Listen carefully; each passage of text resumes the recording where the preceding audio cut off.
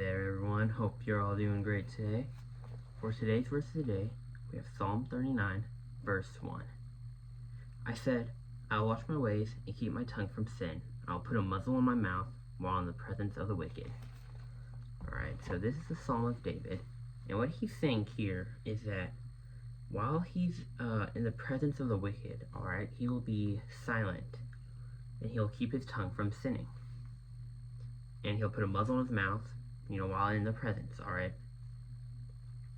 And in the next verse, he actually says, so I remain utterly silent, not even saying anything good. And you might be wondering, why would David, in the presence of the wicked, say nothing at all, not even good? It's one thing to not say anything wicked in the presence of others, but he's saying he won't say anything good in the presence of them either. Why is this? Well, I will tell you. Well, we all know, alright, school's coming up, and as school is coming up, it's important to remember that we need to stay true to God's ways wherever we are, including school. And a lot of times, at school, there will be people who are far from God. Alright, those who don't believe in Him, who don't have faith. Even sometimes people that say they're Christian, okay? They're Christian, but they don't obey God. It's just more of a title, if anything. Alright, and I used to be that way too. And yeah, just in school, there's a lot of wickedness around you, and in that setting, you'll most likely be forced to talk to those people, those who are far from God, those who say awful things, either throughout the halls, you have a locker next to them, or you sit next to them in class, or you get paired together for like a group project. Alright?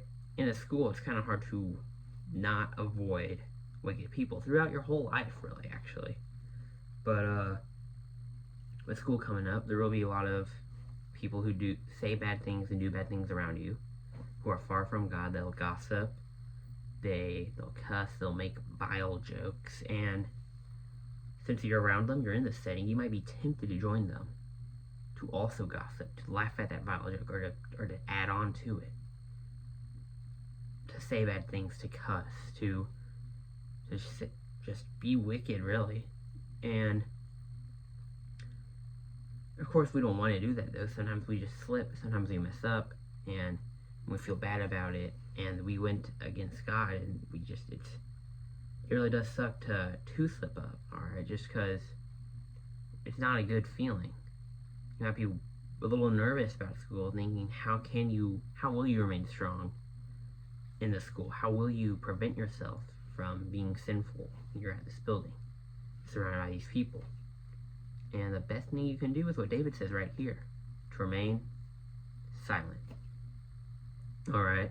Because if you are silent in the presence of the wicked, if you are silent when people are saying these awful things, then you can't join in with them because you won't say anything.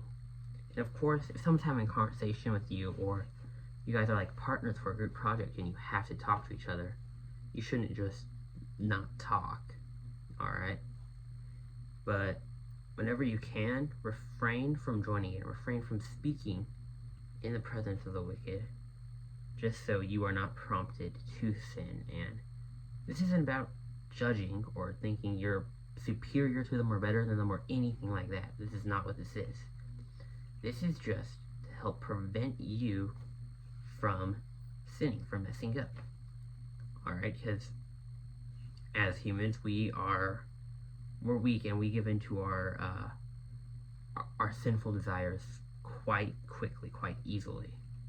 Alright, it doesn't take much to give in. And even just opening your mouth to say good, which if you really, really, really feel the need to say something, to speak up about what's going on around you, maybe it really is just awful, and you feel prompted by the Spirit to say something, just to try to prevent this from going any further, to stop it, or to help others, come to Christ, and that's great. You can do that.